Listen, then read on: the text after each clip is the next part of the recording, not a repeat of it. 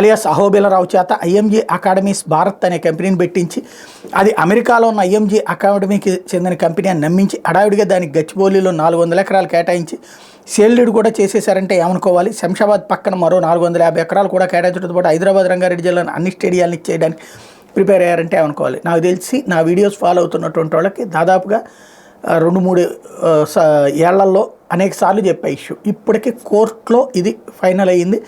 ఫైనల్గా ఆపినటువంటి వ్యవహారం నడుస్తుంది. ఇకపోతే ఖాయంగా తూ ఫ్యానే అంటూ టైమ్స్ నౌ ఈటీజీ సర్వేలో వెల్లడి 21-22 లోక్సభ స్థానాల్లో వైఎస్ఆర్సీపీ విజయకేతనం 3-4 ఎంపీ సీట్లకే టీడీపీ జనసేన కూటమి పరిమితం అంటూ కేంద్రంలో బీజేపీకి 333 పైమాటే అన్నటువంటి వార్తని ప్రధానంగా హైలైట్ చేశారు. ఇందులో సార్వత్రిక ఎన్నికల వైఎస్ఆర్సీపీ మరోసారి ప్రభంజనం సృష్టించిన ఖాయమని Times Now ETG research survey తేల్చింది.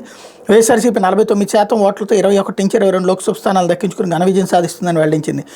TDP Janasena కూటమి 45% ఓట్లతో 3-4 లోక్సభ స్థానాలకు పరిమితం కానుందని తేల్చింది. బీజేపీ 2% ఓట్లు, కాంగ్రెస్ వామపక్షాల తదితరులు 4% ఓట్లు దక్కించుకుంటాయని అంచనా వేసింది. జీ న్యూస్, రిపబ్లిక్ టీవీ లాంటి డజన్కు పైగా ప్రముఖ జాతీయ మీడియా సంస్థలు నిర్వహించిన సర్వేలు సైతం సార్వత్రిక ఎన్నికల్లో వైఎస్ఆర్సీపీ మరోసారి ఘన విజయం సాధించడం ఖాయమని ఇప్పటికే తేల్చాయి.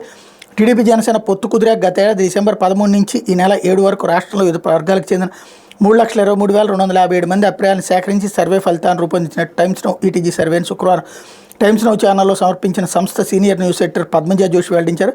అభిప్రాయాలను క్రోడీకరిస్తే వైఎస్ఆర్సీపీ సంచలన విజయం సాధించడం ఖాయమని తేలిందన్నారు. అయితే ఇక్కడే పాయింట్ ఏంటంటే బీజేపీని 2% ఓట్లు అనేది విడిగా పెట్టారు. ఇప్పుడు వీళ్ళకి 45%. ఇప్పుడు బీజేపీ కూడా జట్టు కడితే అప్పుడు 47 లేకపోతే అది 50 అవుతుందా అనేటువంటి చూడాలి.